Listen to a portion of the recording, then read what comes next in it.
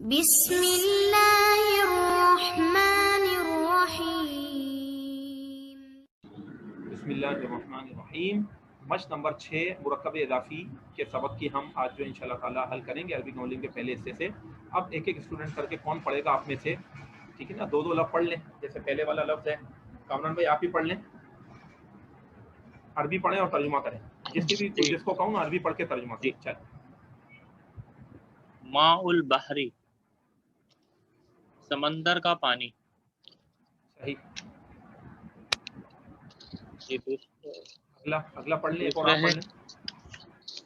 جی لبن البحری، گائے کا دودھ۔ بقری، گائے کا دودھ۔ اب آپ یہاں دیکھ رہے ہیں آپ لوگ کہ اس کے اندر جو مضاف ہے تو اس کے اوپر جو ہے نا وہ ال نہیں لگ رہا مضاف پر، ٹھیک ہے نا، اور جو ہے وہ مضاف الیہ کے اوپر ال آ رہا ہے۔ تو یہ آپ کے سامنے ہے کہ مضاف پر ال نہیں لگتا، اور مضاف یہ جیسے یہ لفظ ما جو ہے یہ مضاف ہے یہاں، ٹھیک ہے نا، تو اس کے اوپر جو ہے وہ ال نہیں لگا، اور جو دوسرے الفاظ ہیں جیسے کہ آپ دیکھ رہے ہیں کہ البحری ہے یہ مضاف الیہ، اس کے اوپر ال لگا ہوا ہے، کیونکہ مضاف الیہ جو ہوتا ہے اس کے اوپر ال آ بھی سکتا ہے نہیں بھی آ سکتا، لیکن نارمل مضاف الیہ کے اوپر لگا دیں کوئی مسئلہ نہیں ہے، جب ال لگائیں تو ایک زیر دیں گے، اور یہ جو لفظ ما ہے اس کو دو پیش نہیں دینی ہے، ایک زبر ایک زیر ایک پیش آئے گی، تو تنوین نہیں آئے گی۔ اچھا پھر اسی طرح دیکھیں پوائنٹ نمبر 2 ہے لبن البقری، یہاں پہ بھی یہ مضاف مضاف کی، اس سیکوینس کو ذرا غور کر کے دیکھنا ہے۔ تو اگر آپ قرآن کریم سے مثالیں نکالنا چاہیں تو میں کہتا ہوں سینکڑوں مثالیں نکل جائیں گی، ٹھیک ہے، بلکہ شاید ہزاروں تک بھی پہنچ جائیں مرکب اضافی کی، تو اس میں آپ لوگ کوشش کریں اور اس کو قرآن سے نکال کے لائیے گا مرکب اضافی کو تلاش کر کے۔ اب اس کے اس بعد میں یہ ہے خود بھی پوائنٹ ویسے نمبر مثالیں ہیں، اگر 3 جی، اس میں تو خود بھی قرآن کی مثالیں ہیں لیکن آگے آپ نے ہمارے خود بھی پاس۔ نکالنی ہے نا، اس میں تو ہے ٹھیک ہے، لیکن اپنے طور پر خود تیاری کر کے نکال کے لانی ہے۔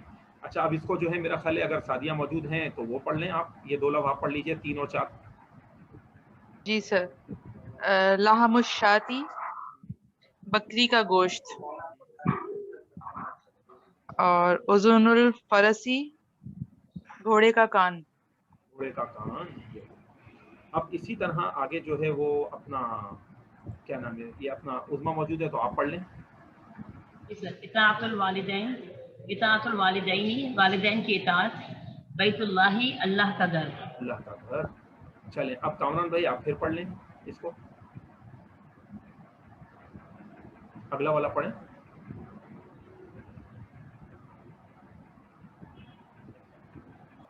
ضوء الشمسی، سورج کی روشنی، بالکل ٹھیک۔ فی السوق والبیت، گھر اور بازار میں۔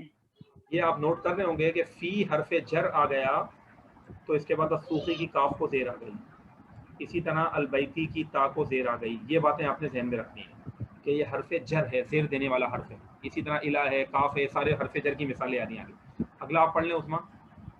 الی المسجدی، مسجد کی طرف، ہاں کل فرسی، گھوڑے کے ساتھ۔ ساتھ نہیں ہوگا، کاف کا مطلب کیا ہوتا ہے؟ جیسا، گھوڑے کے جیسا، گھوڑے کی مانند، گھوڑے کی طرح، یہ سب ترجمے ہوتے ہیں، گھوڑے کے جیسا۔ گھوڑے کے جیسا۔ کامران بھائی آواز آ رہی ہے تو اگلا پڑھ لیں آپ۔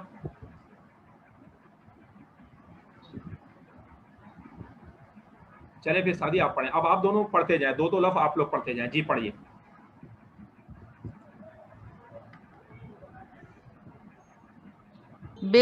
جی سر، بالمائی والملح، نمک اور پانی کے ساتھ۔ یا پھر نمک اور پانی سے، یہ بھی ترجمہ ہو سکتا ہے اس کا۔ اگلا اگلا ہے للعروسی، دیکھیں عین کو زبر ہے، دلہن کا، دیکھیں عین کو زبر ہے نا، للعروسی، ہاں جی سر، للعروسی، للعروسی، کیا ترجمہ ہو گیا؟ للعروسی، دلہن کا یا دلہن کے واسطے، ہاں تو اس کو آپ آسان سے یوں بولتے ہیں دلہن کے لیے، دلہن کے لیے، دلہن یا کے لیے۔ دلہن کا، کوئی بھی چیز دلہن کی ہے یا کوئی بھی چیز دلہن کا ہے تو یہ بھی ہو سکتا ہے، کا کے کی کا ترجمہ بھی آ سکتا ہے، لیکن ابھی آپ ترجمہ یوں کرتے ہیں دلہن کے لیے۔ اب اس کے بعد اگلا آپ پڑھ لیں بھائی اپنا عظما۔ ان انس، انس سے۔ اب یہاں لکھا ہوا نا ایک صحابی کا نام، تو ہم یوں کہیں گے حضرت انس رضی اللہ تعالیٰ عنہ سے، مطلب کیا ہو گیا؟ ان سے روایت ہے، تو روایت حدیث کے لیے یہ ان حرف جر استعمال ہوتا ہے عربی زبان میں، یہ ان آپ بڑا دیکھیں گے، صحیح نا، ان ابی ہریرہ کا، حضرت ابو ہریرہ سے مروی ہے، اسی طرح عن زید بن ثابت، حضرت زید بن ثابت سے مروی ہے. تو ان کا معنی سے بھی ہوتا ہے اور ان کا معنی بارے میں بھی ہوتا ہے. تو یہاں یوں بھی ترجمہ بن سکتا ہے کبھی عربک ٹیکسٹ میں کہ انس کے بارے میں، یہ بھی ترجمہ بن سکتا ہے. اگلا پڑھ لیجئے اب یہ ماء پوائنٹ نمبر البحر 14. یا مالح. مالح سر نمکین کو بولتے ہیں نمکین. نمکین، ملہن تو نمکین ہے، مالح مالح کا معنی نمکین ہوتا ہے، ملح کا معنی بھی نمکین بھی ہوتا ہے اور نمک بھی ہوتا ہے. تو یہاں نمکین کے معنوں میں یہ دونوں، جبھی تو یا لکھا ہوا ہے، دونوں کا ایک ہی مطلب ہے. اچھا ٹھیک. نمکین پانی سمندر کا. نہیں کریں گے ترجمہ، لیکن ترجمہ جب ہم کریں گے نا سب سے پہلے یہ لفظ ہے مبتدا.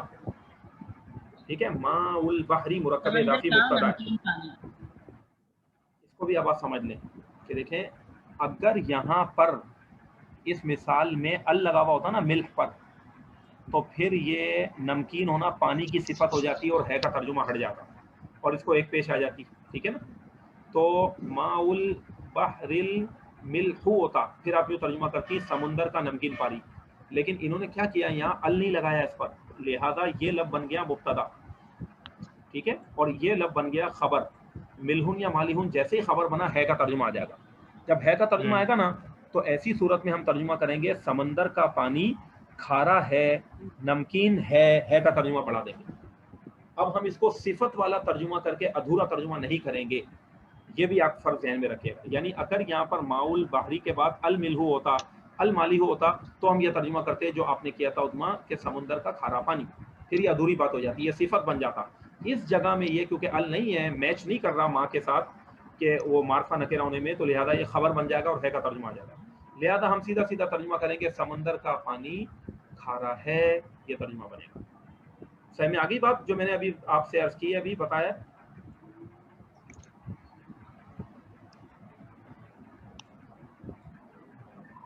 اچھا، اب یہ ہے پوائنٹ نمبر 15. اس کو ہم پڑھ لیتے ہیں. کامران صاحب کو آواز آ رہی ہے جی ہماری؟ آواز آ رہی ہے بھائی صاحب؟ جی پہلے نہیں آ رہی تھی جی آپ جی کی آواز نا؟ آ گئی ہے. ہاں، اس سے پھر میں نے کہا وقت ضائع نہ ہو ہمارا. جی تو جی اب آپ پڑھیے ذرا یہ والا، یہ دونوں آپ پڑھ لیں 15 اور 16. لبن البقری و لحم الشاة طبیان. طیبانی، طبیانی تھوڑی لکھا گائے ہوا کا یہ. دودھ اور بکرے.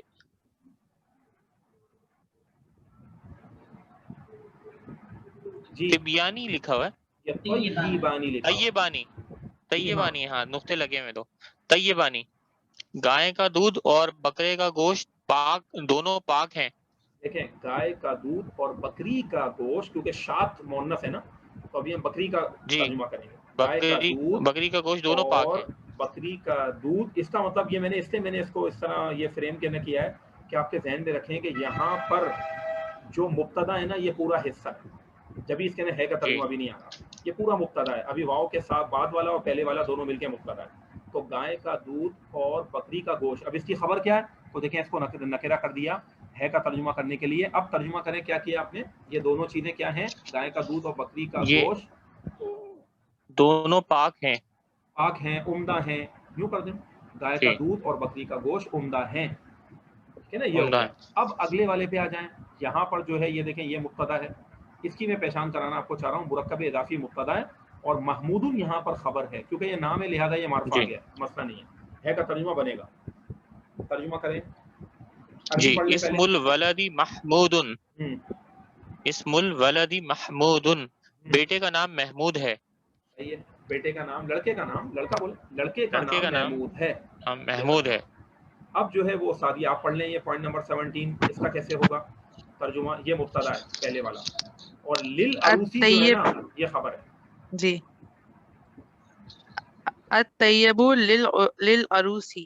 دیکھیں دو لفظ ہیں عربی میں، ایک ہے طیب اور ایک ہے طیب. یہاں پر دیکھیں توئے کو زیر ہوگا، توئے کو، تو اس کو یہ طیب نہیں پڑھیں گے، یہ عمدہ نہیں ہے. یہ ورڈ اچھا ہے اچھا اچھا، خوشبو الطیب. خوشبو. ہاں، طیب کا جی معنی عربی میں ہوتا ہے خوشبو. جی جی ٹھیک ہے. الطیب دلہن کی خوشبو. للعروسی. نہیں یوں نہیں، میں نے کہا نا آپ اس کا پورا جو ہے وہ آپ نے ترجمہ کرنا ہے والا. یہ مبتدا خبر ہے، یہ مبتدا یہ خبر ہے. اب طیبو کا سیدھا سیدھا ترجمہ کریں خوشبو. للعروسی کا جی، مطلب ہے دلہن کے لیے دلہن کے ہے، لیے، دلہن کے لیے، خوشبو دلہن کے لیے ہے. دلہن کے لیے. یا پھر یوں ترجمہ کریں گے خوشبو دلہن کی ہے. جی یہ ترجمہ اس طرح دونوں بن سکتے ہیں. اب اگلا بھی آپ ہی ٹھیک. پڑھ لیں، پھر آگے مزید میں پڑھاتا ہوں دوسرے جی سورہ. سر. نحنو ذاہبون الی المدرسۃ. الی المدرستی، مدرستی نہیں ہوتا، ہم اردو میں اکثر مدرسہ مدرسہ پڑھتے ہیں نا، عربی میں ہوتا ہے مدرسہ، دال ساکن ہے، رو کو زبر ہے، الی المدرستی. جی تو سر نحنو تو سب کے لیے آتا ہے، سب مدرسے کی طرف جائیں. نحنو کا معنی سب تو نہیں ہے نا، اس کا معنی کیا ہے؟ ہم ہم سب. ہم ہم سب. ہم اور ذاہبونا، ذاہب کا لفظی معنی ہوتا ہے جانے والا، تو ہم جا رہے ہیں الی المدرستی، جا رہے. مدرسے کی طرف، یوں ترجمہ ہوگا، ہم مدرسے جا رہے ہیں، یہ ترجمہ. جی ہم مدرسے ہم جا سب مدرسے کی مدرسے کی طرف، ہم سب مدرسے کی طرف جا رہے ہیں. یہ ہے. اچھا اب عربی کا یہ اسٹائل ہے کہ ذہبہ فعل جب بھی آتا ہے نا تو اس کے ساتھ الا ضرور حرف جر آتا ہے. ہم اردو میں یوں بھی بولتے ہیں ہم مدرسے جا رہے ہیں، لیکن عربی میں یوں ہی بولتے ہیں وہ لوگ ہم مدرسے کی طرف جا رہے ہیں، یہ الا ضرور لگاتے ہیں ذہبہ کے ساتھ. نحن ٹھیک ہے سر. ذاہبون الی المدرسہ، ہم مدرسے کی طرف جا رہے ہیں. اور یوں بھی ترجمہ بن سکتا ہے اس کا، ہم مدرسے جانے والے ہیں.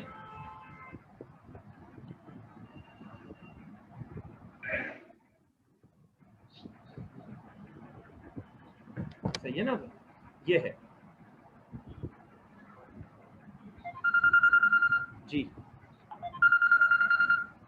ہاں بھائی، اب آگے جو ہے وہ اگلا والا ہم پڑھنے جا رہے ہیں.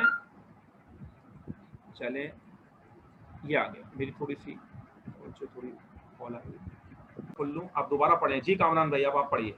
المعلم جالس علی الکرسی، استاد کرسی پر بیٹھے ہیں. ہاں، استاد کرسی کرسی پر بیٹھا ہے، بیٹھا بیٹھے ہے ہیں یا ایک ہے، بیٹھا ہے. اور اگر ادب میں کہیں گے تو استاد کرسی پر بیٹھے ہیں. جی لیکن استاد بھی جی واحد ہے اور جالس بھی جبھی خبر واحد جی ہے. جی جالس ہے، بالکل عارفہ ہے ادب یہ میں نکرہ ہے، جبھی ہے کا ترجمہ آ رہا ہے. نوٹ کرتے جائیں، استاد بیٹھا ہے کرسی پر، یہ ترجمہ بن گیا، اور الا کے بعد کرسی کی یا کو جی. زیر آ گئی. چلیں آگے، اگلا آپ پڑھ لیں. المسلم مرآت المسلم. دیکھیں پہلی بات یہ ہے کہ المسلموں کو تو پیش ہے، مسلم کے لیے آئینہ ہے. ایک منٹ، المسلم المسلم کو پیش ہے نا، پھر یہ حمزہ کے اوپر کیا، یہ غور سے دیکھیں جی جی کامران بھائی آپ، یہ الف مد آئے تو اس کو کھینچ کے پڑھنا ہے. المسلم مرآت المسلم نہیں مسلمی ہے، کیونکہ یہ جو مسلم ہے دوسرا یہ مضاف الیہ، یہ جو پہلے والا مسلم ہے نا اس کو آپ سمجھیں پہلے کہ یہ مبتدا ہو گیا، جی جی مضاف. یہاں مبتدا مفرد ہے. اب مرآت المسلم جو ہے نا یہ پورا کے پورا یہ خبر ہے، مرآت المسلم خبر بن رہا ہے، اور مرآت مضاف ہے، مسلمی مضاف الیہ. ٹھیک ہے نا، المسلم حدیث مرآت بھی ہے نا سر، یہ المسلمی. جی حدیث بھی ہے نا. جی ہاں، یہ روایت ہے باقاعدہ، بالکل اس طرح بالکل موجود ہے کہ المسلم مرآت المسلم، مسلمان مسلمان کا آئینہ ہے. تو مرآت کہتے ہیں مرر کو، آئینے کو. ایک ہوتا ہے ٹرانسپیرنٹ گلاس جو آر پار دکھتا ہے، شفاف، ٹھیک ہے نا، اس کو عربی میں کہتے ہیں زجاج، کانچ، جسے ہم کانچ بولتے ہیں، شیشہ بولتے ہیں. یہ ذہن میں رکھیے گا فرق، اسے عربی میں جو ہے جو زجاج بولتے ہیں، کانچ ہو گیا. اور یہ جو مرآت ہے نا یہ وہ ہے جس میں ہمیں اپنا عکس دکھتا ہے، آئینہ.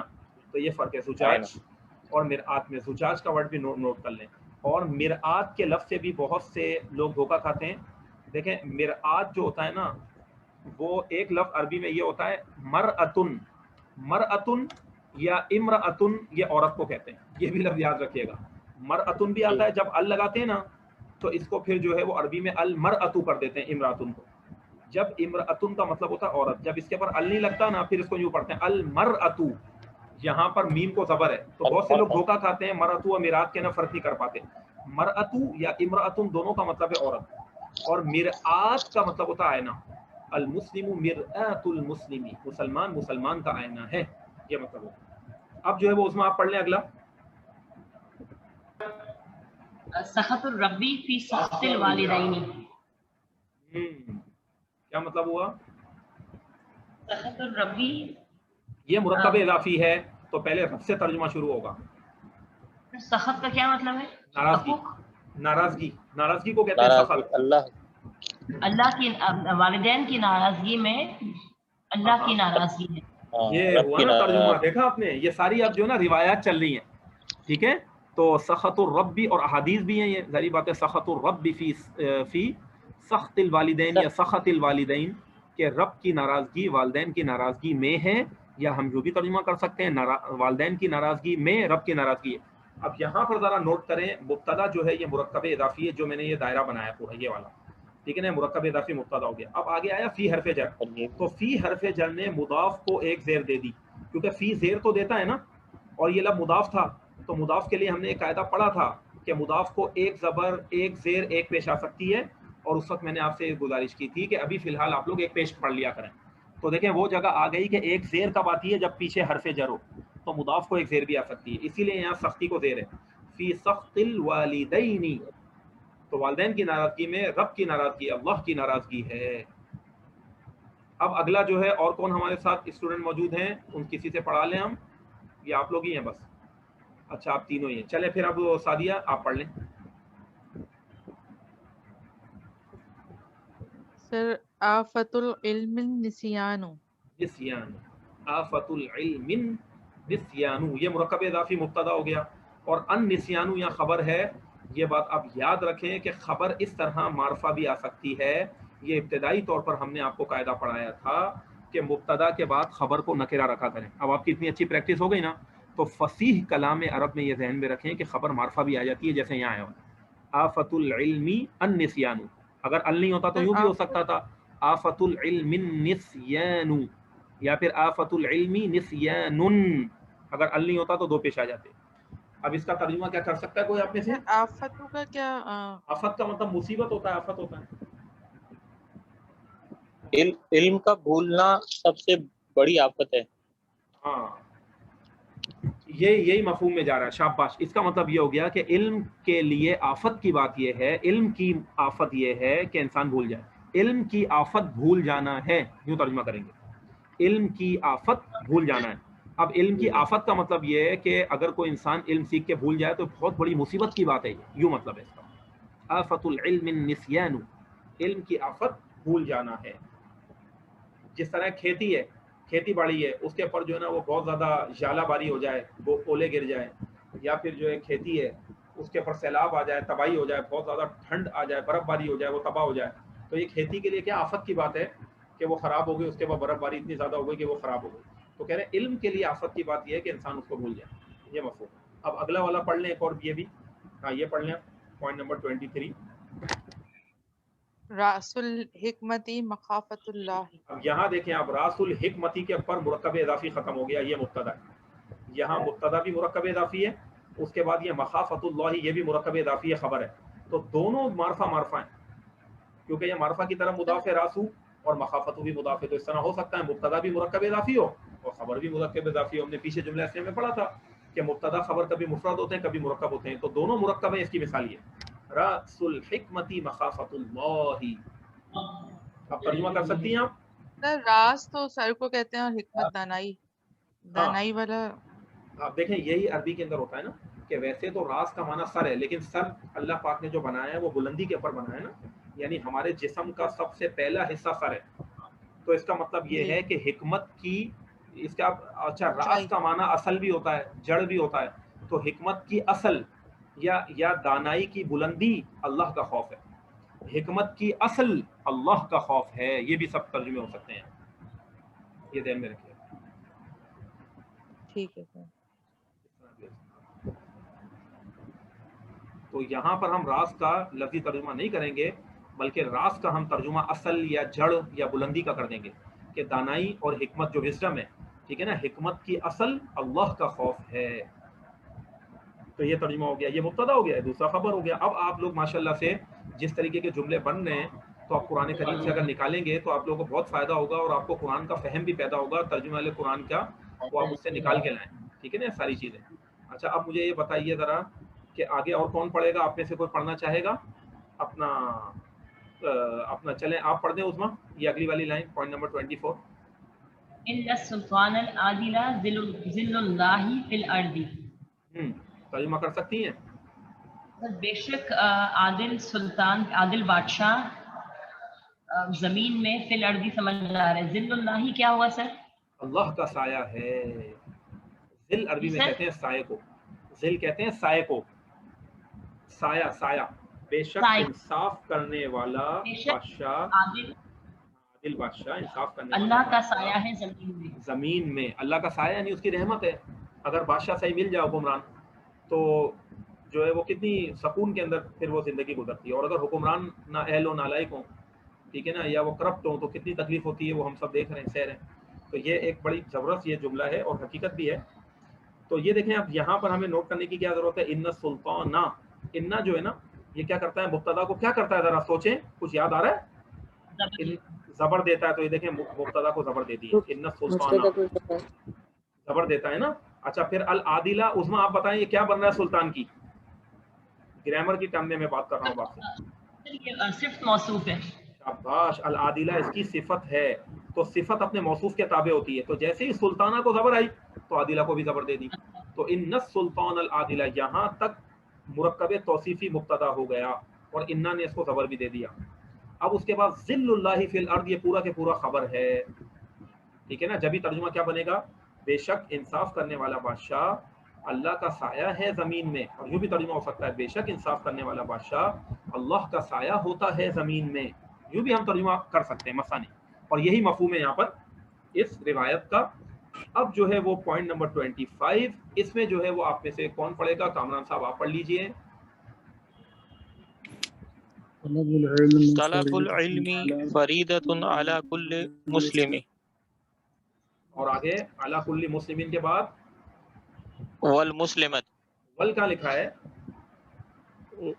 والمسلمتی, والمسلمتن, ہاں والمسلمتن, ول نہیں پڑھیں, ومسلمتن. مسلمتن. اچھا دیکھیں, طلب العلم یہ کیا بن گیا؟ طلب العلم, یہ جو میں نے لفظ پڑھا ہے یہ یہاں کیا بن رہا ہے جملے میں, یہ کون سا جملہ ہے؟ طلب العلم کیا بن رہا ہے کامران بھائی؟ مبتدا بن رہا ہے. شاباش, اب آپ ترجمہ کریں, یہ آگے خبر ہے ساری. جی جی, فریدۃ علی کل مسلم و مسلمتن. یہ اس کا مطلب یہ ہوا علم حاصل کرنا ہر مسلم مرد اور عورت کے لیے فرض ہے. اچھا یہ ترجمہ ہوا اس کا. لیکن لفظی ترجمے میں اگر ہم جائیں تو کیا ترجمہ بن رہا ہے؟ علم کا طلب کرنا, علم کو حاصل کرنا. علم حاصل کرنا, طلب العلمی فریدۃ فرض ہے, علی اوپر, کلی مسلمین ہر ایک مسلم مرد, و مسلمتن اور مسلمان عورت پر. یہ میں چاہ رہا ہوں نا, یہ لفظی ترجمہ حاصل کرنا ہر مسلمان مرد اور عورت پر فرض ہے. مسلمین کے اندر مرد کا ترجمہ آ گیا, وہ مسلمتین کے اندر عورت کا آ گیا, اور واو کا معنی ہو گیا عورت کا. اور پھر یہ بھی بات ذہن میں رکھیے آپ کہ جب ہم عربی میں کہتے ہیں کلی یا کلو, تو یہ اب آپ بات یاد کر لیں جو میں آپ کو کہہ رہا ہوں, شاید یہ آپ کو آگے کام آئے گی. لفظ کلو جو ہے نا عام طور پر مضاف ہو کر استعمال ہوتا ہے. تو کل اس کیفیت میں ہے کہ یہ مضاف ہے, اور مسلمین کیونکہ مضاف الیہ اس کا, اس سے اس کو زیر ہے, ٹھیک ہے نا. پھر واو کے بعد جو ہوتا ہے نا, جو لفظ ہوتا ہے اس کو بھی وہی اعراب دیتے ہیں جو واو سے پہلے والے کے اعراب ہے. تو دیکھیں مسلمین کو زیر ہے تو واو کے بعد والے کو بھی مسلمتین کو بھی زیر دے دیا. لفظ کلو عربی میں مضاف ہو کر استعمال ہوتا ہے عام طور پر, یہ بات نوٹ کر لیں. اسی لیے مسلمین کو زیر آئی کیونکہ وہ مضاف الیہ ہے, اور مضاف الیہ کو بھی زیر آتی ہے. تو یہ ہم نے تھوڑا سا گرامر کی بھی ٹرم میں گفتگو کر لی. اب ہم آگے بڑھتے ہیں اور ہم اس کو جو ہے وہ دیکھتے ہیں کہ آگے کیا مثالیں آ رہی ہیں, اور آپ میں سے کوئی بھی ایک اس کو پڑھے. اسٹوڈنٹ مزید کون پڑھ سکتا ہے؟ دیکھیں پوائنٹ نمبر 26 سے میں کھول رہا ہوں. اب اس کو کون پڑھے گا؟ آپ میں سے کوئی پڑھے گا بھائی؟ جی, لیس الکلب کل اسدی. دیکھیں آپ اعراب کے نا غلطی کر رہے ہیں کامران بھائی. لیس الکلب یہ جزم ہے, کلب تھوڑی ہے, کلب. ہاں لیس الکلب کل اسدی. یہ لیسا نہیں ہے, کلب و کتا, یعنی یہ تو مبتدا بن گیا لیس الکلب, اور کل اسدی, اسد کا معنی شیر, کل اسدی مانند شیر کے, یعنی کتا شیر کے مانند نہیں ہے. شاباش, صحیح ترجمہ کیا آپ نے, کتا شیر کی طرح نہیں ہے, یہ ترجمہ ہو گیا. آسان اگر ہم کریں, آپ نے بھی صحیح کیا, صحیح ہے ترجمہ. اگلا جو ہے وہ کون پڑھے گا؟ لیس المال لزید. اس کو کون پڑھے؟ اپنا انیس موجود ہے تو وہ پڑھ دیں. آپ پڑھ سکتے ہیں بھائی, ترجمہ کر سکتے ہیں انیس؟ سر کوشش کر سکتے ہیں. کہاں کوشش کریے, شاباش. لیس المال لزید.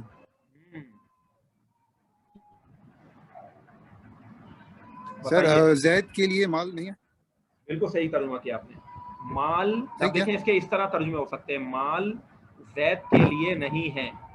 ایک یہ ترجمہ ہے, اور دوسرا ترجمہ غور کریں, یہ بھی ترجمہ اس کا بنتا ہے, مال زید کا نہیں ہے.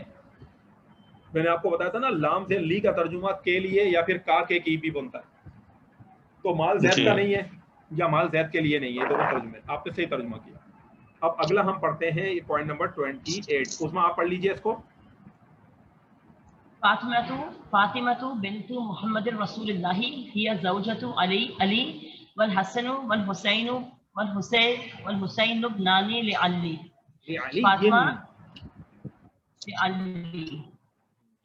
لعلی. فاطمہ بیٹی ہے محمد رسول اللہ صلی اللہ علیہ وسلم کی. وہ مطلب وہ زوجہ ہے, بیوی ہے علی کی, اور حسن اور حسین ان کے بیٹے ہیں. ان کے بیوی فاطمہ کے.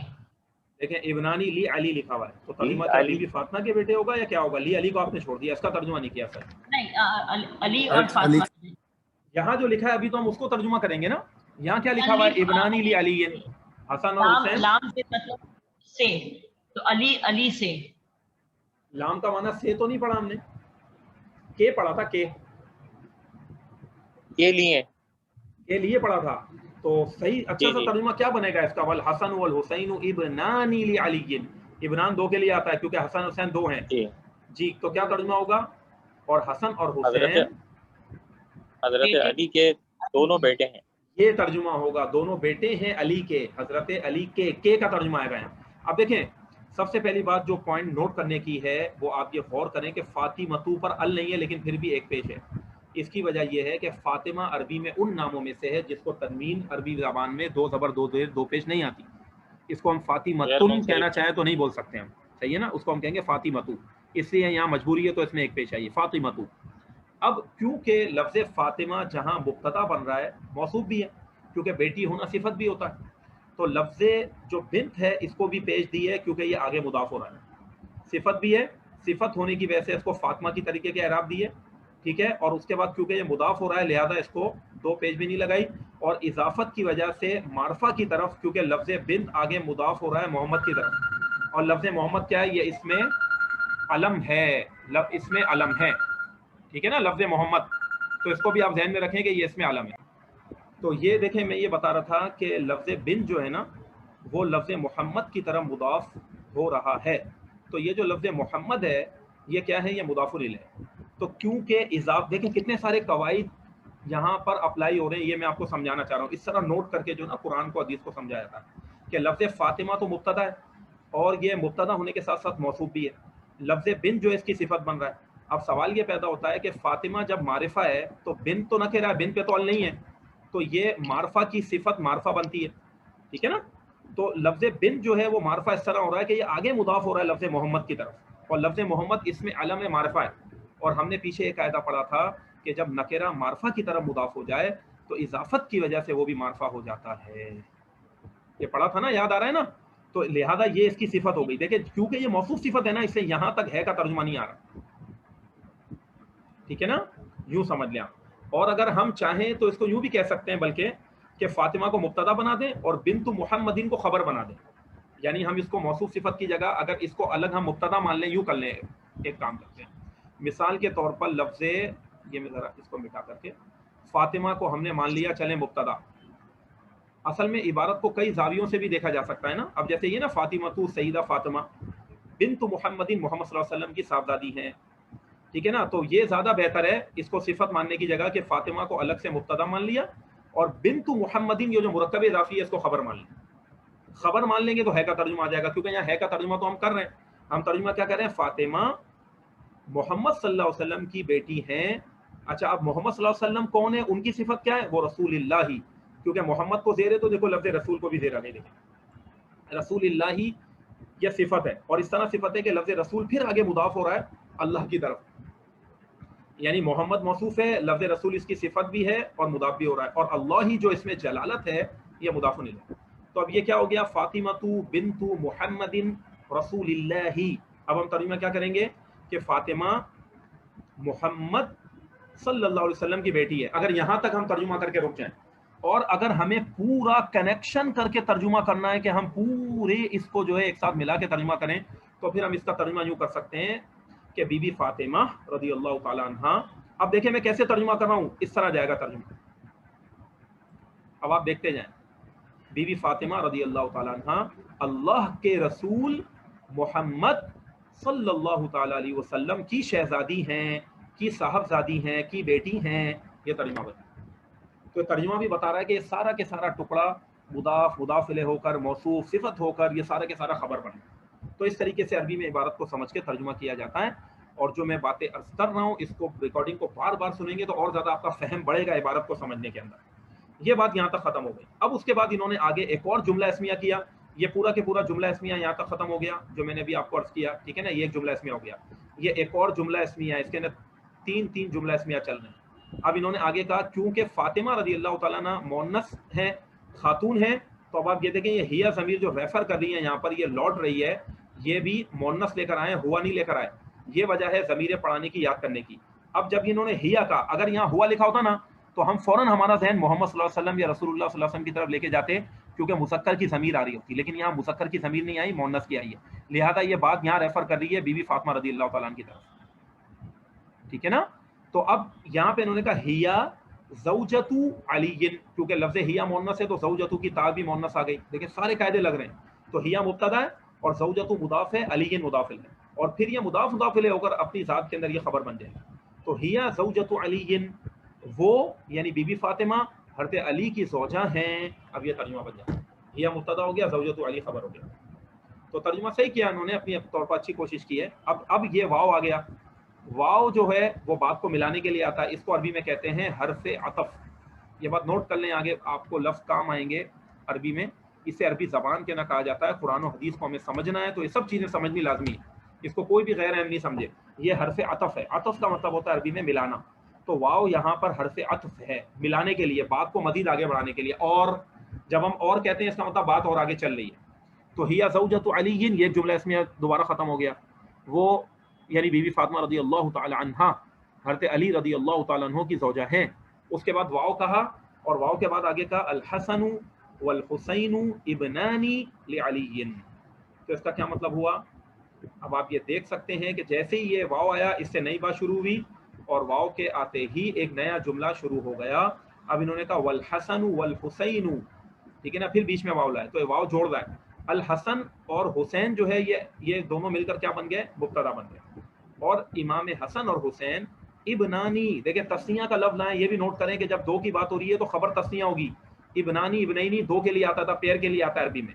اور امام حسن اور حسین دونوں بیٹے ہیں لعلی, حضرت علی کے. تو دیکھیں یہاں کے والا ترجمہ سیٹ ہو رہا ہے. لی کے معنی ہم نے پڑھا تھا کے لیے, اور کے دونوں بھی ترجمے ہوتے ہیں. تو یہاں کے کا ترجمہ ہو رہا ہے, دونوں بیٹے ہیں حضرت علی کے. تو حسن اور حسین مبتدا ہے, اور ابنانی لعلی یہ پورا کے پورا خبر ہے. اس طریقے سے جملہ اسمیہ یہاں پر مکمل ہو گیا. تو امید ہے آپ لوگوں کو کچھ نہ کچھ سمجھ میں آ رہا ہوگا, یا سیکھ رہے ہیں نا کہ جو ہم نے پڑھا اس کو ہم اپلائی کر رہے ہیں سارے قاعدوں کو. اب ہم مزید آگے بڑھتے ہیں.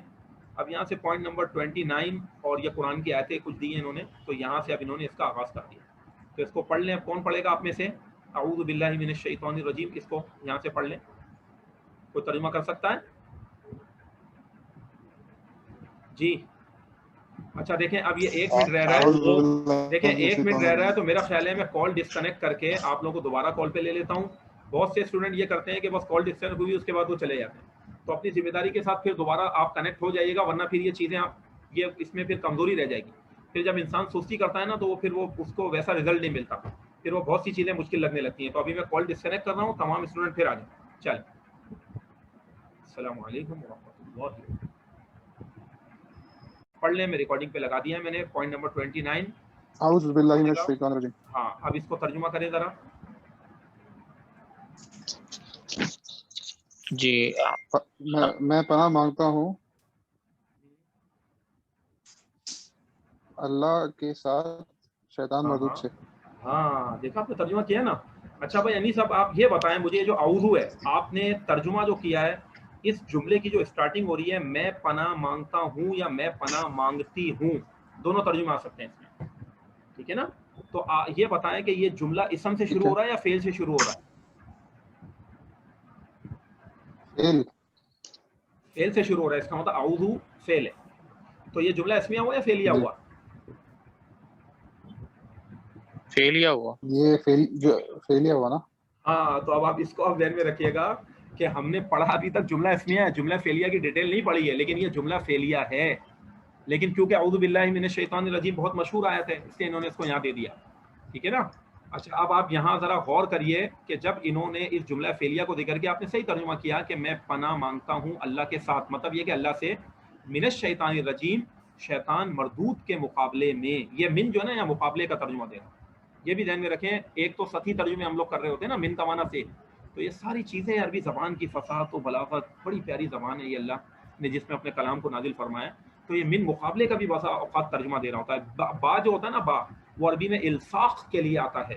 اگر ہم تفسیر قرآن میں جائیں، الصاق کا مطلب ہوتا ہے کسی چیز کو ملا دینا، کسی چیز کے ساتھ چمٹ جانا. یعنی میں اللہ کے ساتھ بالکل بالکل، یعنی کہ گویا کہ اللہ کی بارگاہ میں عرض کر رہا ہوں کہ اللہ میں تجھ سے تیری ہی پناہ مانگ رہا ہوں. تو ملانے کے لیے آ رہا ہے. جب بھی آپ نے ترجمہ کیا میں اللہ کے ساتھ پناہ مانگتا ہوں، تو مطلب یہی ہے کہ اللہ تیری بارگاہ میں میری یہ عرضی ہے کہ میں تیری پناہ میں آنا چاہتا ہوں، میں تیری پناہ مانگتا ہوں. ٹھیک ہے نا. کس سے؟ شیطان مردود سے.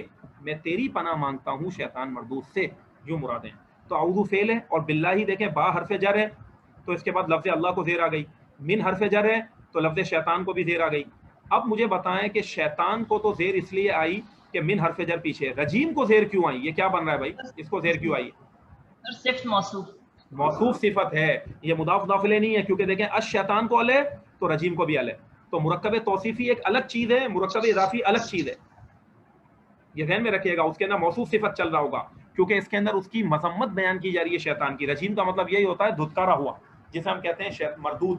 مردود کا مطلب یہی ہوتا ہے کہ جس کو کسی جگہ سے دھتکار کر بھگا دیا جائے، جو اللہ کی بارگاہ سے جس کو نکال دیا گیا ہے، یوں مطلب ہے شیطانی رجیم کا.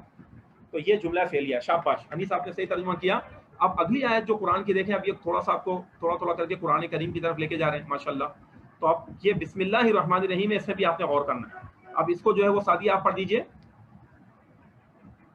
اسے بسم اللہ الرحمن الرحیم، شروع اللہ کے نام سے. بسم اللہ یعنی کہ اللہ کے نام ابھی آپ سے. لفظی اللہ ترجمہ کریں ذرا، یہاں لفظی ترجمہ کریں.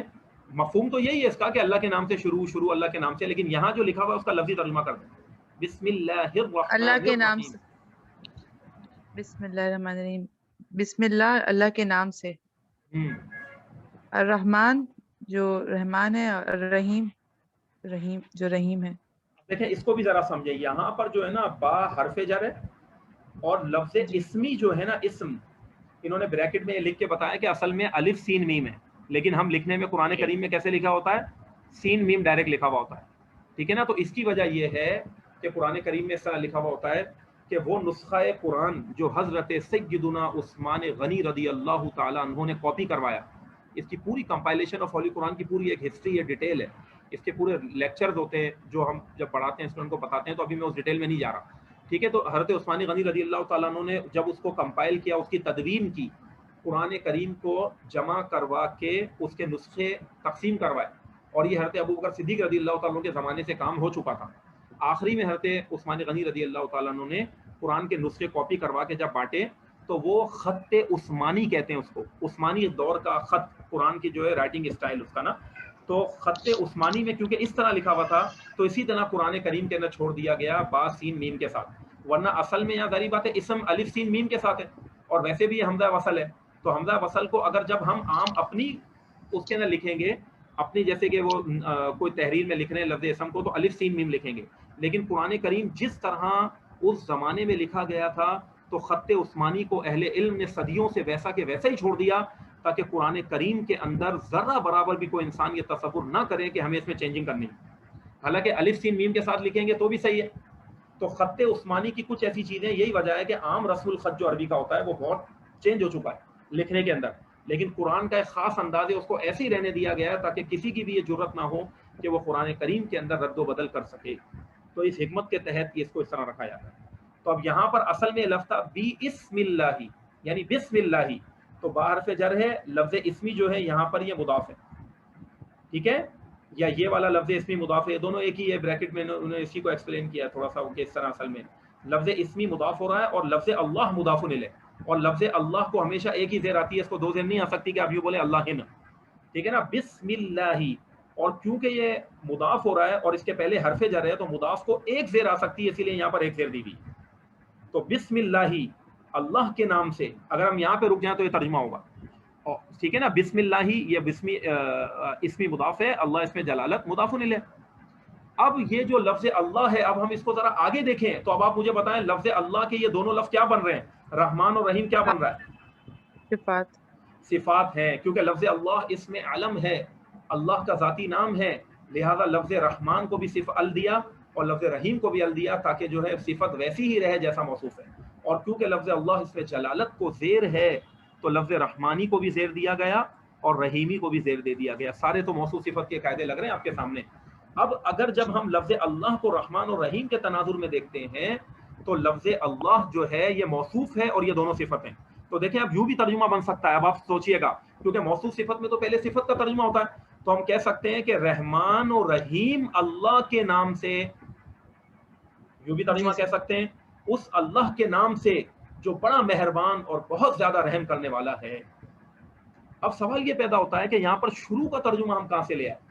تو جب ہم عربک لینگویج کے انداز اور اس کے اسلوب کو دیکھتے ہیں تو کچھ چیزیں ایسی ہوتی ہیں کسی بھی لینگویج میں کہ وہ بڑا ان شارٹ اس کو کہا جاتا ہے، اور وہ جو اس کے جو نیٹو پرسن ہوتے ہیں وہ اس کو سمجھ جاتے ہیں کہ یہ بات اس پیرائے میں اور اس تناظر میں، اس کانٹیکس میں، اس سیاق و سباق میں ہو رہی ہے. تو جب اہل عرب یہ بات کہتے ہیں کہ اللہ کے نام سے جو بڑا مہربان اور نہایت رحم والا ہے، تو اس سے ان کی مراد یہی ہوتی ہے کہ میں شروع کرتا ہوں. یہی وجہ ہے کہ اہل علم نے فرمایا کہ یہاں پر بسم اللہ الرحمن الرحیم کے یہاں پر جو ہے وہ اشرع فعل جو ہے وہ یہاں پر پوشیدہ ہے. گویا کہ اہل عرب یوں کہتے ہیں ابدأ یا پھر اشرع، ٹھیک ہے نا. اس کا مطلب ہوتا ہے میں ابتدا کرتا ہوں، یعنی اللہ ہی کے نام سے جو بڑا مہربان اور رحم والا ہے میں شروع کرتا ہوں. چاہے ابدأ نکال لیں یا اشرع نکال لیں، اہل عرب وہ سمجھتے ہیں کہ یہاں پر یہ چیز ہے اور اس سے مراد شروعات ہی ہے. تو اس وجہ سے پھر وہ شروع کا ترجمہ کیا جاتا ہے کہ اللہ کے نام سے شروع جو بڑا مہربان اور نہایت رحم کرنے والا ہے، یہ ہوتا ہے. اچھا اب جب یہ ہو گیا نا تو یہ والی آیت تو ہو گئی، اور امید ہے کہ آپ کو سمجھ میں آگا. یہ مضاف ہے، لفظ اللہ مضاف الیہ، لفظ اسم مضاف ہے، لفظ اللہ مضاف الیہ. پھر یہ مضاف ہونے کے ساتھ مضاف الیہ ہونے کے ساتھ ساتھ موصوف بھی ہے، اس کی دو صفتیں. تو دیکھیں ایک موصوف کی دو صفتیں بھی آتی ہیں، ایسا بھی ہو سکتا ہے. یہ ساری چیزیں ہمیں سمجھنے کے لیے قرآن میں اس طرح غور کریں تو معنی آپ کو کرنے آئے گا، ٹرانسلیشن آئے گی، فہم بڑھے گا، اس کی باریکیاں سمجھ میں آئیں گی. اب اس کے اندر بہت سارے نقطے ہیں، اگر ہم اس کو بیان کرنے بیٹھیں گے تو پھر تو گھنٹوں چاہیے اس صرف بسم اللہ الرحمن الرحیم کی تفسیر میں.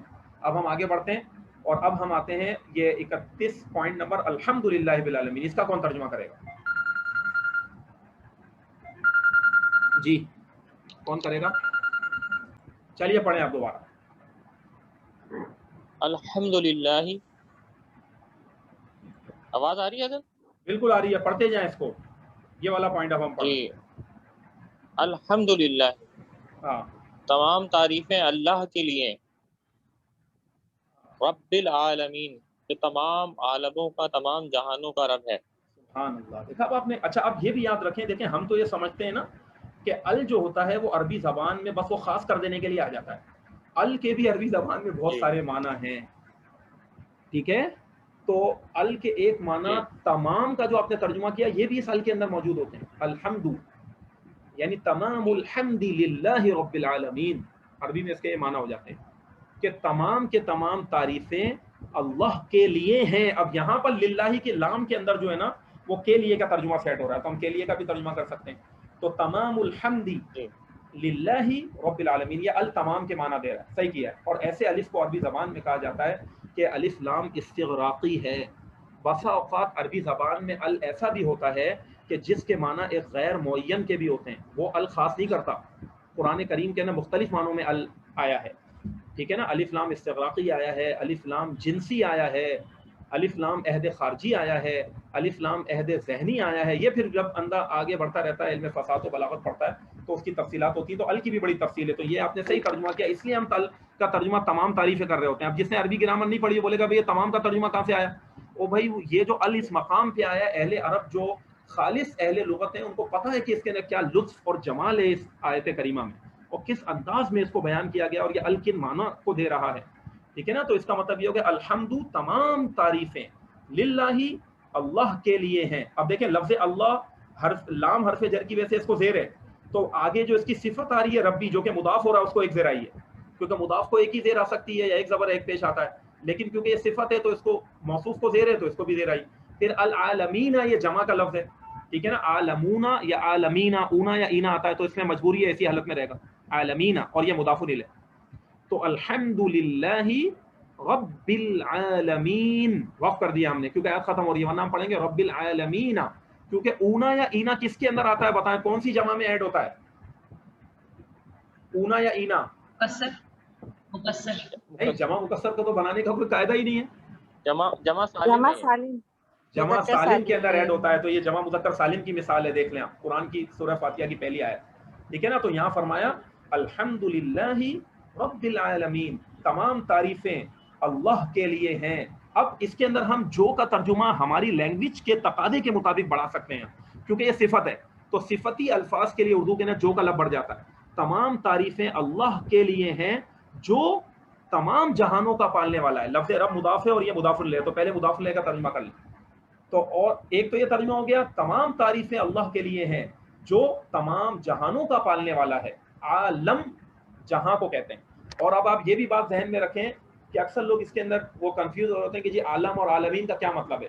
تو عالم سے مراد تمام مخلوقات ہیں. سمجھ میں آ گئی نا بات. تو جب ہم یہ کہہ رہے ہوتے ہیں نا رب العالمین، اللہ کی بارگاہ میں جب نماز پڑھ رہے ہوتے ہیں یا ویسے ہم سورہ فاتحہ پڑھتے ہیں، بڑی مبارک صورت ہے قرآن کریم کی جسے آیت شفا بھی کہا جاتا ہے، اس کے بہت سے نام ہیں. تو جب ہم یہ کہہ رہے ہوتے ہیں نا تمام تعریفیں اللہ کے لیے ہیں جو تمام جہانوں کا پالنے والا ہے، مطلب یہ تمام مخلوقات کا پالنے والا ہے، جس کے اندر چرند و پرند اور انسان اور حیوان اور نباتات اور بے جان جمادات اور تمام اس کائنات کی مخلوق آ گئی کہ جو اللہ کی ذات اور اس کی صفات کے علاوہ ہیں. کہ تمام تعریفیں اس اللہ کے لیے ہیں جو تمام اصناف مخلوقات کا پالنے والا ہے، اس عالم کو چلانے والا ہے، اس دنیا کو چلانے والا ہے. تو جہاں سے مراد وہی ہے ساری مخلوقات، تمام لوگ اللہ کی ذات اور اس کی صفات کے علاوہ. تو یہ اس آیت کا ترجمہ بنتا ہے. اچھا تھوڑا سا میں ڈیٹیل میں سے جا رہا ہوں کہ آج بھلے ہم یہ بھی پڑھ لیں تو دیکھیں قرآن کے بھی قریب ہو رہے ہیں نا، کیونکہ عربی کا پڑھنے کا مقصد کیا ہے. آپ سب جب آئے تھے، جب آپ نے کہا تھا، ہمارے یہ انیس بھائی آئے تھے ہمارے پاس، انیس اویس صاحب، تو ان کی یہی خواہش تھی کہ جو ہے وہ علامہ صاحب ہمیں قرآن و حدیث کا فہم آنا چاہیے، ٹھیک ہے نا. تو فقہ بھی جب آپ پڑھیں گے، جب یہ تھوڑی سی گرامر کے اندر تھوڑا آپ کا ایک لیول اچھا ہو جائے گا، تو جب ہم فقہ پڑھائیں گے تو اس میں بھی آپ کو بہت مزہ آئے گا اور بہت آسانی سے آپ کو وہ سمجھ میں آئے گا. تو اس لیے پھر میں آج ہمارا یہ جو ہماری کلاس ہے اسی پہ میں ختم کروں گا کہ ہم عربی کا مولم پڑھ لیں گے، پھر کل انشاءاللہ تعالیٰ ہم مزید آگے کنورزیشن کو بھی چلائیں گے.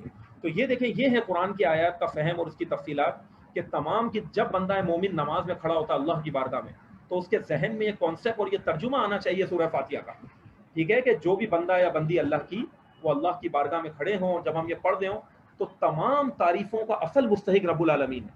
آج اللہ نے کسی کو علم دیا، ٹھیک ہے نا، کسی کو مال دیا، کسی کو سورس دی، کسی کو حسن بیاں دیا، کسی کو ظاہری حسن و جمال اور روپ عطا فرمایا، ٹھیک ہے نا، کسی کو کچھ الگ الگ نعمتیں اس رب العالمین نے اس کائنات میں سب کو عطا فرمائی. تو جس کی جو تعریف ہو رہی ہے، اصل تعریف اس رب کی بارگاہ میں لوٹ رہی ہے. کہ اگر ہم کسی انسان کو اچھا دیکھتے ہیں، اس کی تعریف کرتے ہیں، تو جو چیز بنی ہوئی ہوتی ہے اس کی تعریف جو ہوتی ہے وہ صانع کی تعریف ہوتی ہے، اس چیز کے بنانے والے کی تعریف ہوتی ہے. آج اگر ہم دیکھتے ہیں کہ جی تاج محل اتنا خوبصورت، اچھا جی فلاں یہ پارک اتنا خوبصورت، فلاں بلڈنگ اتنی شاندار، تو در حقیقت اس پوری کائنات کا جو خالق ہے یہ اس کی تعریف ہے. تو اگرچہ ہم بول تو فلاں چیز کی تعریفیں کر رہے ہوتے ہیں، لیکن وہ تعریف اصل اللہ کی طرف لوٹتی ہے. یہی اس کا مطلب ہے الحمدللہ رب العالمین، کہ تمام تعریفیں اس اللہ رب العالمین کے لیے ہیں جو تمام جہانوں و مخلوقات اور تمام اصناف کا پالنے والا، ٹھیک ہے نا. اب اس کے بعد جو ہے وہ آگے بڑھتے ہیں. اس کا ترجمہ کون کرے گا یہ بتائیے. یہ جملہ اسمیہ ہے. اب آپ اس کو سمجھ لیں، الحمد جو ہے نا یہ مبتدا ہے، اور للہ رب العالمین یہ موصوف صفت ہو کر اور جار اور مجرور ہو کر یہ خبر ہے. یہ جو لام ہے اس کو حرف جر کہتے ہیں، اور لفظ اللہ جو ہے یہ مجرور ہو گیا یہاں پر اس میں جلالت، تو جار مجرور یہاں پر خبر ہے. تو مبتدا کی خبر اس طرح بھی آتی ہے، کبھی لام حرف جر ہوگا، کبھی فی ہوگا، کبھی الا ہوگا. بس دیکھا یہ جاتا ہے کہ یہ جملہ اسٹارٹ کس سے ہو رہا ہے. جب یہ ناؤن سے اسٹارٹ ہو رہا ہے، ٹھیک ہے نا، یہ دیکھ لیں الحمد اسم ہے تو یہ جملہ اسمیہ ہے. یہ جو اعوذ فعل کیوں تھا، جملہ فعلیہ کیوں تھا؟ کیونکہ اعوذ فعل ہے، میں پناہ مانگتا ہوں، فعل والا ترجمہ آ رہا ہے تو یہ جملہ فعلیہ تھا. اس طرح پھر ان کو جملوں کے اندر غور کر کے اس کو دیکھا جاتا ہے کہ جملہ اسمیہ جملہ فعلیہ اور اس کے مطابق پھر ترجمہ کیا جاتا ہے. چلے بھائی اب یہ اگلی والی آیت پوائنٹ نمبر 32 کون پڑھے گا؟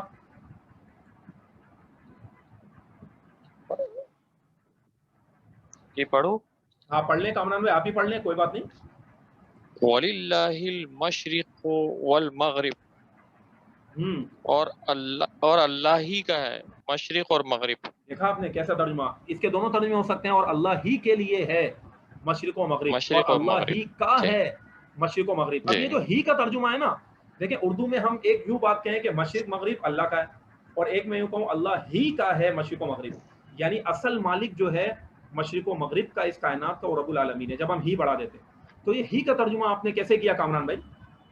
یا کہاں لکھا ہوا ہے ہی، کیسے جی ترجمہ کیا؟ آپ نے کہا نا اللہ ہی کا ہے مشرق و مغرب، یہ ترجمہ کیسے آیا؟ جی یہ زور دینے کے لیے حسر پیدا ہوا ہے نا. کیسے حسر پیدا ہوا ہے یہ تو بتائیں، یہاں حسر کیسے پیدا ہو رہا ہے جی جو آپ نے ہی کا ترجمہ کیا؟ یہ کیونکہ اللہ کا نام اس میں جلالت ہے نا. اب دیکھیں آپ اس کو بھی سمجھیں. دیکھیں جملہ اسمیہ جو شروع ہوتا تھا وہ جار مجرور سے ہوتا ہے کہ ڈائریکٹ اس طریقے کے اسم سے ہوتا ہے. المشرق والمغرب جو ہے نا یہ مبتدا ہے. عربی زبان میں جی جی ایسا بھی ہوتا ہے، آپ مزید آگے جا کے قواعد پڑھیں گے کہ دیکھیں کبھی بھی جملہ آ رہا ہو اور جار مجرور شروع میں آ رہا ہو، جیسے للہ ہی ہے یا فی ہے علی ہے، یہ شروع میں آ رہا ہے اور اسم بعد میں آ رہا ہے، تو ایسے مبتدا کو عربی میں کہتے ہیں مبتدا مؤخر. یہ مبتدا عربی میں بعد میں آ جاتا ہے. تو کبھی کبھی مبتدا عربی میں بعد میں بھی آتا ہے. جب بھی کبھی جار مجرور پہلے آ رہا ہو، یہ لام حرف جر ہے اور یہ مجرور ہے، اور اس کے بعد اسم بعد میں جی آ رہا ہو نا، آپ سمجھ جائیں مبتدا مؤخر. مبتدا مؤخر کا مطلب ہوتا ہے بعد میں آنے والا مبتدا، مؤخر کا مطلب بعد میں. تو المشرق والمغرب جو ہے نا یہ مبتدا تھا، اس کا مقام پہلے تھا، اور للہ جو ہے نا یہ خبر ہے، اس کا مقام بعد میں تھا. یہ بھی آپ سمجھ لیں. دیکھیں اب یہ آپ، خبر مقدم ہوگی. جی ہاں، اور یہ جو اس کو یہاں آنا تھا اصل میں، اور جملہ سیدھا سیدھا جو سمپل ایک سینٹنس بنتا تو وہ یوں بنتا المشرق والمغرب للہ، مشرق اور مغرب اللہ کے لیے. تو یہ مبتدا مؤخر تھا، یعنی اصل مبتدا کا مقام کیا ہوتا ہے کہ وہ پہلے آئے. لیکن عربی زبان میں یہ قاعدہ ہے علم فصاحت و بلاغت کا اور تفسیر قرآن، اور جب ہم اس کو سمجھتے ہیں تو قرآن کریم کے آیات میں اس طرح غور کیا جاتا ہے کہ جب بھی کبھی جار مجرور کو پہلے لے آیا جائے اور مبتدا اس طرح بعد میں آ رہا ہو، یعنی یہ خبر ہے، اس خبر کو کہتے ہیں خبر مقدم، کیونکہ یہ پہلے آ گئی. یہ بھی میں لکھ دیتا ہوں ورڈ، آپ لوگ پریشان نہ ہو، ٹھیک ہے نا. یہ خبر پہلے آ گئی، اس کو بعد میں آنا تھا، اس کو کہتے ہیں خبر مقدم. مقدم کا مطلب ہوتا ہے پہلے. تو یہ پہلے آ گئی خبر اور یہ مبتدا مؤخر ہو گیا. تو یہ عربی زبان کا قاعدہ ہے فصاحت و بلاغت کا کہ جب بھی کبھی جار مجرور پہلے آ جاتا ہے اور مبتدا بعد میں جا رہا ہے، خبر پہلے آ رہی ہے، اس میں ہی کا ترجمہ پیدا ہو جاتا ہے، ٹھیک ہے نا، جسے عربی زبان میں کہتے ہیں حصر، جو کامران بھائی نے کہا تھا. تو میرا سوال یہ تھا کہ حصر کے معنی پیدا کیسے ہوئے؟ اس کو عربی میں حصر بھی کہتے ہیں اور اس کو عربی میں قصر بھی کہتے ہیں، ہی کے معنی. تو یہ جو ہم نے ترجمہ کیا کہ اللہ ہی کا ہے مشرق و مغرب، وہ اسی طرح ہوا ہے کہ جب جار مجرور کو پہلے لے کے آیا گیا. تو اگر یہ آیت کریمہ یوں ہوتی المشرق والمغرب للہ، تو اس میں یہ ہی والے معنی اور یہ ذوق اور یہ چاشنی پیدا نہیں ہوتی. اسی لیے اللہ رب العالمین نے اس اپنے مبارک کلام کو عربوں کے اسلوب کے مطابق نازل فرمایا کہ جس طرح اہل عرب اپنی لغت کو سمجھا کرتے تھے، اور اہل عرب جو اہل لغت ہیں، جب ان کے سامنے اس طرح بات کی جائے تو وہ سمجھ جاتے ہیں کہ اب یہاں حصر کے معنی ہو رہے ہیں. اور اب تمام ذاتوں کی نفی کر کے اللہ رب العالمین کے لیے اس کا اس بات کیا جا رہا ہے کہ اگر اس کائنات کا کوئی حقیقی مالک ہے تو وہ رب العالمین ہے. وَلِلَّهِ الْمَشْرِقُ وَالْمَغْرِبُ، اور اللہ ہی کا ہے مشرق و مغرب.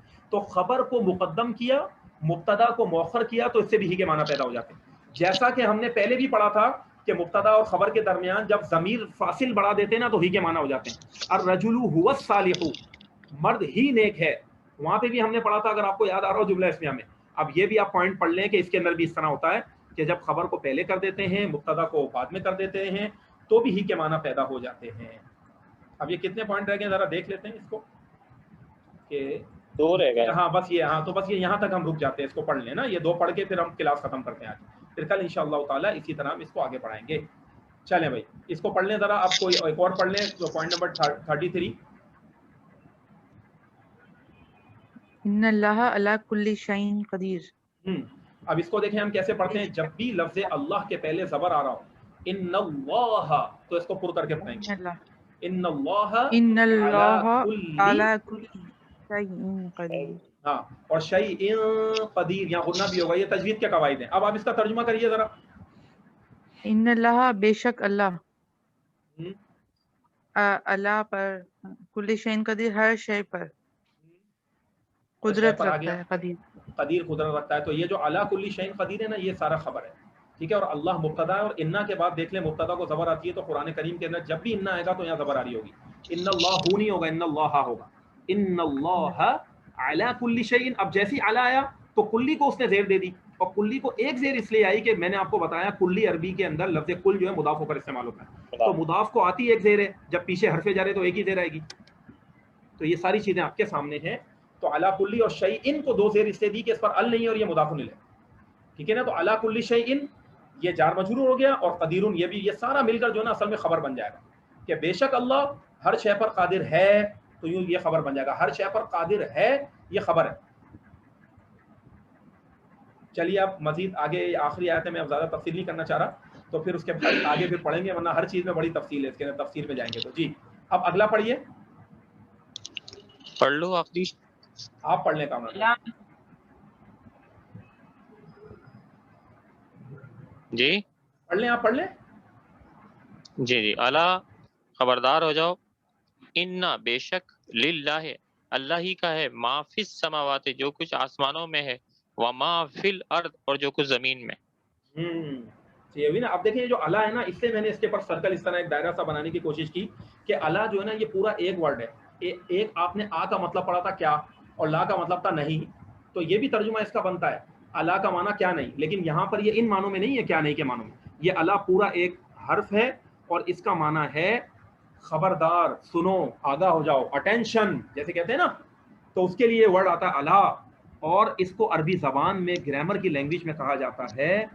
قرآن کریم کے اندر مختلف مقامات پر آیا ہے یہ حرف تنبیہ. الا جو ہے وہ حرف تنبیہ ہے.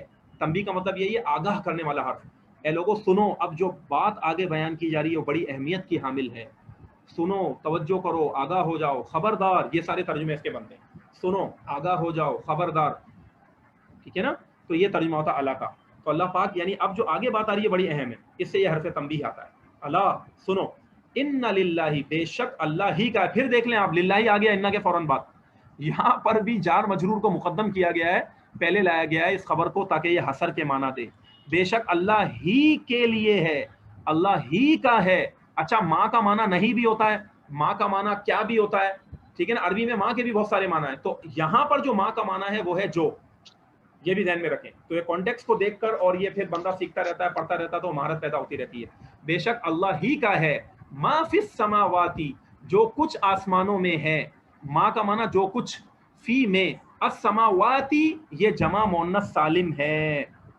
السماواتی کیونکہ کھڑا زبر ایسے ہی ہوتا ہے جیسا کہ الف اور تا ہوتی ہے. اصل میں یہ یوں ہے, یوں تھا, لیکن قرآن کا اسلوب ہے نا خط عثمانی ہے, تو اسی کو فالو کیا جاتا ہے. اگر آج ہم لکھیں گے تو یوں لکھیں گے, اگر الگ سے ہم سماوات کا لفظ لکھتے ہیں تو ان للہ ما فی السماواتی, سنو آگاہ ہو جاؤ, بے شک اللہ ہی کے لیے ہے, اللہ ہی کا ہے جو کچھ آسمانوں میں ہے.